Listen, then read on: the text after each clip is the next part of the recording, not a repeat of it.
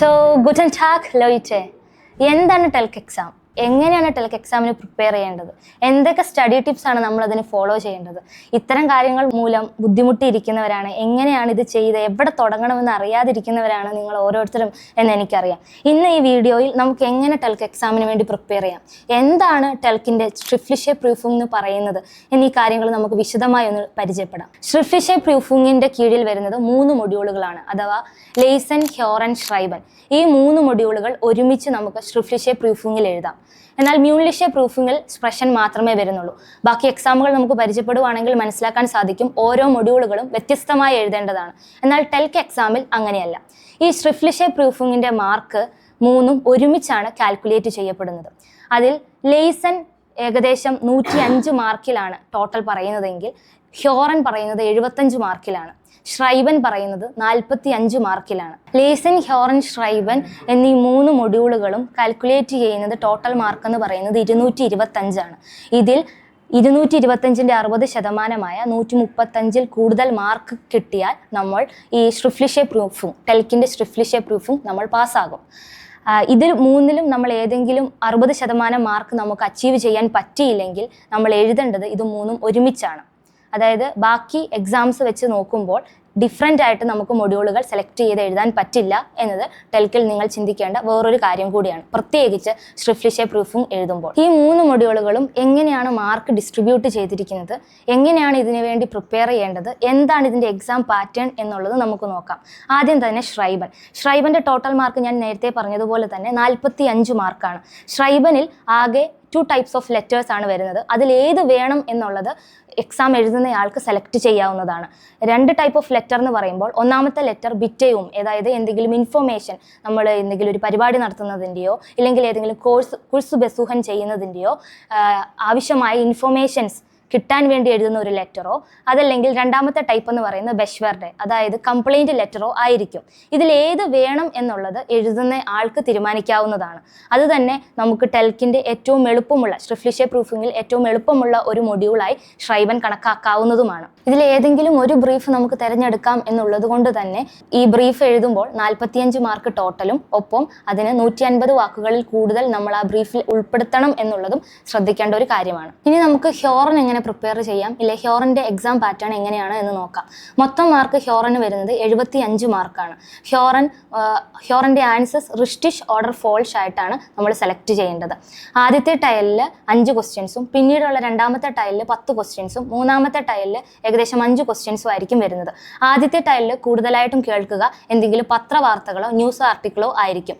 രണ്ടാമത്തെ ടൈലിൽ കൂടുതലായിട്ട് നമ്മൾ പരിചയപ്പെടുക എന്തെങ്കിലും കോൺവെർസേഷനോ അല്ലെങ്കിൽ 2 ആൾക്കാർ തമ്മിൽ സംസാരിക്കുന്നതോ ആയിരിക്കും. മൂന്നാമത്തെ ടൈലിൽ 5 വ്യത്യസ്ത തരം സംഭാഷണങ്ങളായിരിക്കും നിങ്ങൾ കേൾക്കാൻ പോകുന്നത്. ഇനി നമുക്ക് ലെയ്സൻ്റെ എക്സാം പാറ്റേൺ എങ്ങനെയാണ് എന്ന് നോക്കാം. ലെയ്സൻ്റെ ടോട്ടൽ മാർക്ക് വരുന്നത് 105ലാണ്. അതിൻ്റെ ഫസ്റ്റ് ടൈൽ എന്ന് പറയുന്നത് 5 ക്വസ്റ്റ്യൻസ് നമുക്കുണ്ടാകും, അഥവാ 5 പാസേജ് നമുക്കുണ്ടാകും. അത് നമ്മൾ വായിക്കുക. അതിന് അനുയോജ്യമായിട്ടുള്ള തലക്കെട്ട് ഏതാണോ അത് തന്നിരിക്കുന്ന 10 തലക്കെട്ടുകളിൽ നിന്ന് നമ്മൾ സെലക്ട് ചെയ്ത് എഴുതേണ്ടതാണ്. അത് ഓപ്ഷൻസ് ആയിട്ട് അതിലുണ്ടാകും. ആ ഓപ്ഷൻ ഏതാണോ ഏറ്റവും അനുയോജ്യമായി നിങ്ങൾക്ക് വായിച്ചതിന് ശേഷം തോന്നുന്നത് അത് ഇതിൽ പരിചയപ്പെടുത്തുക, ഇല്ലെങ്കിൽ അതിൽ എഴുതി ചേർക്കുക.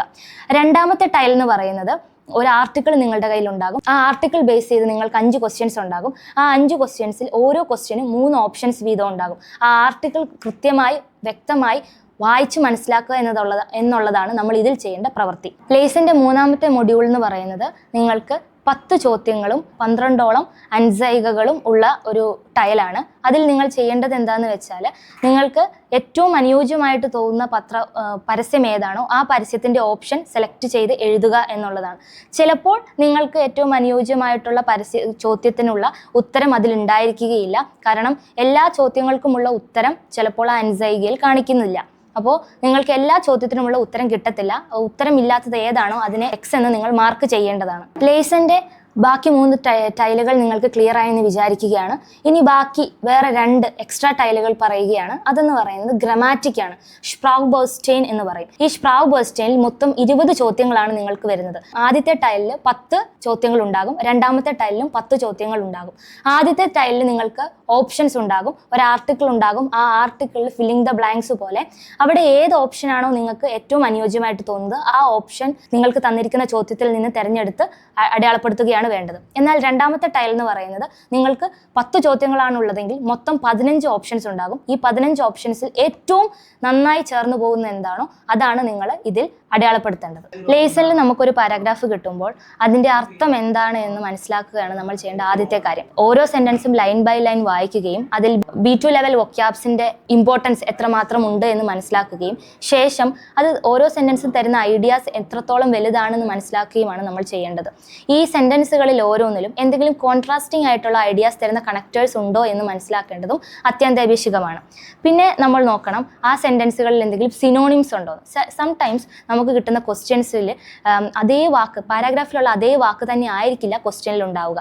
സിനോണിം പഠിക്കുക എന്നുള്ളതും വളരെ ഇമ്പോർട്ടൻ്റ് ആയിട്ടുള്ള കാര്യമാണ്. നിങ്ങൾ പ്രാക്ടീസ് ചെയ്യുമ്പോൾ ദയവായി ഓരോ വാക്കുകൾ പഠിക്കുമ്പോഴും അതിൻ്റെ B2 ലെവൽ സിനോണിം കൂടി അറിഞ്ഞിരിക്കുക എന്നത് വളരെ ഇമ്പോർട്ടൻ്റ് ആയിട്ടുള്ളൊരു കാര്യമാണ്. ഇതിനായി DayWay.day, വെൽറ്റ് ന്യൂസ്, ഇല്ലെ ടാഗഷൗ ന്യൂസ് പോലെയുള്ള ന്യൂസ് പോർട്ടലുകൾ പരിചയപ്പെടാം, ഇല്ലെങ്കിൽ അത് ഉപയോഗിക്കാം.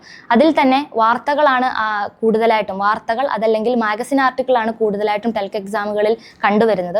അതുകൊണ്ട് തന്നെ അവരുടെ യൂസേജ്, അവരെങ്ങനെയാണ് ഒരു ഭാഷ കൈകാര്യം ചെയ്യുന്നത്, ഇല്ലെങ്കിൽ അവർ എത്രമാത്രം വിപുലമായ വൊക്കാബുലറികളാണ് ഉപയോഗിക്കുന്നത് എന്നീ കാര്യങ്ങൾ നോട്ട് ഡൗൺ ചെയ്യുകയും ഏറ്റവും കോമൺ ആയിട്ട് വരുന്ന വൊക്കാബുലറികൾ ഒന്ന് പരിചയപ്പെട്ട് വെക്കുകയും ചെയ്യുന്നത് വളരെ നല്ലതായിരിക്കും. ഇനി ഹ്യോറനെ പറ്റി പറയാം. ഹ്യോറൻ നമുക്ക് എങ്ങനെ പാസ്സാകാം? തീർച്ചയായും ഹ്യോറൻ എല്ലാ ദിവസവും പോഡ്കാസ്റ്റ് കേൾക്കുക, ഇല്ലെങ്കിൽ എല്ലാ ദിവസവും കേൾക്കുന്ന വൊക്കാബുലറികൾ എഴുതി വയ്ക്കുക, അതിൻ്റെ ഔഷ്പ്രാഹ എന്താണ് എന്ന് പരിചയപ്പെടുക എന്നീ കാര്യങ്ങളൊക്കെ നിങ്ങൾക്ക് വളരെ പരിചിതമായ കാര്യങ്ങളായിരിക്കുമല്ലോ അല്ലേ. ഈ ടിപ്സൊക്കെ നിങ്ങൾക്ക് തീർച്ചയായും അറിയാവുന്നതായിരിക്കും. എന്നാൽ ഇതിനപ്പുറം നമ്മൾ ചെയ്യേണ്ടത്, നിങ്ങൾ ചിന്തിച്ചിട്ടുണ്ടോ എപ്പോഴെങ്കിലും നമ്മൾക്ക് ജനിച്ചപ്പോൾ തന്നെ നമ്മൾ മലയാളം സംസാരിക്കാൻ അറിയാവുന്നവരായിരുന്നില്ല അല്ലേ? ഒരുപക്ഷെ നമ്മൾ അംഗൻവാടി പോയി തുടങ്ങുമ്പോൾ തൊട്ട് നമുക്ക് മലയാളം മര്യാദയ്ക്ക് എഴുതാനോ വായിക്കാനോ അറിയില്ലായിരിക്കാം, പക്ഷെ നമുക്ക് സംസാരിക്കാൻ അറിയാമായിരുന്നു. അതെന്തുകൊണ്ടാണ്? നമ്മുടെ ചുറ്റുമുള്ള ആൾക്കാർ സംസാരിച്ചത് മലയാളമായിരുന്നു അല്ലേ. നമ്മുടെ അച്ഛനോ അമ്മയോ അല്ലെങ്കിൽ നമ്മുടെ കൂട്ടുകാരോ സിബ്ലിങ്സോ ഒക്കെ സംസാരിച്ചത് മലയാളമായിരുന്നു. പിന്നെ അവർ സംസാരിച്ചതിൽ നിന്ന് മാത്രം കേട്ടാണോ നമ്മൾ മലയാളം സംസാരിക്കാൻ പഠിച്ചത്? ഒരിക്കലുമല്ല. നമ്മൾ മലയാളം സംസാരിക്കുന്ന ആൾക്കാരുടെ ഇടയ്ക്ക് ആ എൻവയോൺമെൻറ്റിൽ വളർന്നതുകൊണ്ടാണ് നമുക്ക് മലയാളം നന്നായി സംസാരിക്കാൻ പഠിച്ചത്. അതായത് നമ്മൾ എഴുതാനും വായിക്കാനും അറിയുന്നതിന് മുന്നേ നമ്മൾ മലയാളം പറയാൻ പഠിച്ചിരുന്നു. ഇത് തന്നെയാണ് നിങ്ങൾ ജർമ്മൻ എന്ന ഭാഷ പഠിക്കുമ്പോഴും ശ്രദ്ധിക്കേണ്ട ഒരു കാര്യം. നിങ്ങൾ തീർച്ചയായും ജർമ്മൻ എൻവയോൺമെൻറ്റിൽ വളരുക, ഇല്ലെങ്കിൽ നിങ്ങളുടെ എല്ലാ ദിവസവും ജർമ്മനുമായി കൂടുതൽ ഇൻറ്ററാക്ഷൻ നടത്തുന്ന രീതിയിലേക്കാക്കുക. എക്സാമ്പിൾ പറയുവാണെങ്കിൽ ജർമ്മൻ പോഡ്കാസ്റ്റുകൾ കേൾക്കുക. അത് കേൾക്കുക, വെറുതെ ആവരുത്. സബ് ടൈറ്റിലിട്ട് യൂട്യൂബിൽ കേൾക്കുന്ന എത്രയോ കുട്ടികളെ എനിക്കറിയാം. അങ്ങനെയല്ല നിങ്ങൾ ചെയ്യേണ്ടത്. സബ് ടൈറ്റിലിട്ട് നമ്മൾ കേൾക്കുമ്പോൾ നമ്മുടെ ലേസൺ എബിലിറ്റി കൂടെ വർദ്ധിക്കുന്നുണ്ട്. നിങ്ങൾക്ക് ഹ്യോറൻ മാത്രമാണ് മെച്ചപ്പെടുത്തേണ്ടതെങ്കിൽ സബ് ടൈറ്റ്സ് ഒഴിവാക്കിയിട്ട് എന്താണ് അവർ പറയുന്നത് എന്ന് നിങ്ങൾ കേൾക്കുക. ഇനി അവർ പറയുന്നത് നിങ്ങൾ കേട്ടാൽ മാത്രം പോരാ, എന്താണ് അവർ പറഞ്ഞത് എന്നുള്ളത് നിങ്ങളൊന്ന് റിപ്പീറ്റ് ചെയ്യാൻ കൂടെ ശ്രമിക്കുക. ഇല്ലെങ്കിൽ എന്തെങ്കിലും ഒരു കീ വേർഡ് വെച്ച് അവരുടെ ഐഡിയ ഒരൊറ്റ വാക്കിൽ എഴുതാൻ, സമ്മറൈസ് ചെയ്യാൻ നിങ്ങളൊന്ന് ശ്രദ്ധിക്കുക. അങ്ങനെ ചെയ്യുമ്പോൾ അറിയാതെ നിങ്ങളുടെ ബ്രെയിൻ കീ ഐഡിയാസിലേക്ക് ഫോക്കസ് ചെയ്യുകയും ഇനി എന്താണ് അടുത്തയാൾ പറയാൻ പോകുന്നതെന്ന് പ്രെഡിക്റ്റ് ചെയ്യാനുള്ള ഒരു കേപ്പബിലിറ്റി അച്ചീവ് ചെയ്യാൻ തക്ക രീതിയിലേക്ക് ആവുകയും ചെയ്യും. ടെൽക്കിൽ ഷ്രൈബൻ ചെയ്യാൻ ഏകദേശം 30 മിനിറ്റ് മാത്രമേ നമ്മൾക്ക് തരുന്നുള്ളൂ. ആ ചോദ്യം മനസ്സിലാക്കാനും ആ ചോദ്യത്തിൻ്റെ ഐഡിയ ക്രിയേറ്റ് ചെയ്യാനും ആ ചോദ്യം എഴുതി ഫലിപ്പിക്കാനും നമ്മൾക്ക് 30 മിനിറ്റ് മാത്രമേ നമ്മുടെ കയ്യിലുള്ളൂ. ആ സമയം കൃത്യമായി പ്രയോജനപ്പെടുത്തുക എന്നതാണ് കുട്ടികളുടെ മുന്നിലുള്ള ഏറ്റവും വലിയ ടാസ്ക് എന്ന് പറയുന്നത്. ഈ 30 മിനിറ്റിൽ നിങ്ങൾ ആദ്യം ചെയ്യേണ്ടത് ആ 5 മിനിറ്റ് നിങ്ങൾ ആ ചോദ്യം കൃത്യമായി മനസ്സിലാക്കാൻ പറ്റുന്നുണ്ടോ എന്ന് നോക്കുക എന്നുള്ളതാണ്. കൃത്യമായി ആ ചോദ്യം മനസ്സിലാക്കുക. ചിലപ്പോൾ ബെഷ്വർഡേ ബ്രീഫിൻ്റെ സ്ഥാനത്ത് ഇൻഫോർമാച്ചോൺ ബ്രീഫ് എഴുതുന്നവരുണ്ട്, ഇൻഫോർമാച്ചോൺ ബ്രീഫിൻ്റെ സ്ഥാനത്ത് ബെഷ്വർഡേ ബ്രീഫ് എഴുതുന്നത്. അതെന്തുകൊണ്ടാണ്? ആ ചോദ്യം കൃത്യമായി മനസ്സിലാക്കാൻ പറ്റാത്തത് കൊണ്ടാണ്. ചോദ്യം കൃത്യമായി മനസ്സിലാക്കുക എന്നുള്ളതാണ് ആദ്യത്തെ പടി. ചോദ്യം കൃത്യമായി മനസ്സിലാക്കിയതിന് ശേഷം ഐഡിയ ക്രിയേറ്റ് ചെയ്യുക. ഐഡിയ ക്രിയേറ്റ് ചെയ്ത് പരമാവധി തെറ്റു കുറച്ച് 150 വാക്കിൽ ഉൾപ്പെടുത്തി പരമാവധി തെറ്റു കുറച്ച് നിങ്ങൾ ആ ഐഡിയ എഴുതാൻ ശ്രദ്ധിക്കുക.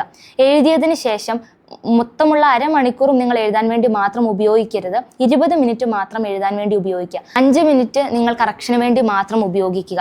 പ്രത്യേകിച്ച് നോമൻ ക്യാപിറ്റലൈസ് ചെയ്തിട്ടുണ്ടോ, അഡ്ജക്റ്റീവ് എൻഡ്യൂങ്ങിന് കൃത്യമായി ഇട്ടിട്ടുണ്ടോ, കണക്റ്റേഴ്സ് കഴിഞ്ഞിട്ട് വെർബ് അമൻറ്റയിൽ വരേണ്ട വെർബുകൾ അമൻറ്റയിൽ തന്നെയാണോ ഇട്ടിട്ടുള്ളത് എന്നീ കാര്യങ്ങൾ കൃത്യമായി ശ്രദ്ധിക്കുക. പ്രത്യേകിച്ച് പങ്ക്ച്വേഷൻസ്, കുത്ത്, കോമ പോലെയുള്ള കാര്യങ്ങളും കൃത്യമായി ഇടാൻ ശ്രദ്ധിക്കുക. അതുപോലെ തന്നെ ഷ്ലൂസ്, അൺറേഡ് ഒക്കെ കൃത്യമായിട്ടാണോ ഇട്ടിരിക്കുന്നത്. അതുപോലെ തന്നെ ഫോർമൽ ആയിട്ടുള്ള ലെറ്റർ ലെറ്ററുകളിൽ ഈനാണോ സി ആണോ ഉപയോഗിച്ചിട്ടുള്ളത് എന്നും അത് ദൂ ഫോമിലാണോ ലെറ്റർ വന്നിരിക്കുന്നതുള്ളതെന്നുള്ളതും കൃത്യമായി നിങ്ങൾ നോക്കേണ്ട കാര്യങ്ങളാണ്. പ്രാക്ടീസ് ചെയ്യുന്ന സമയത്ത് കൃത്യം അരമണിക്കൂർ തന്നെ വെച്ച് പ്രാക്ടീസ് ചെയ്യാൻ ശ്രദ്ധിക്കുക.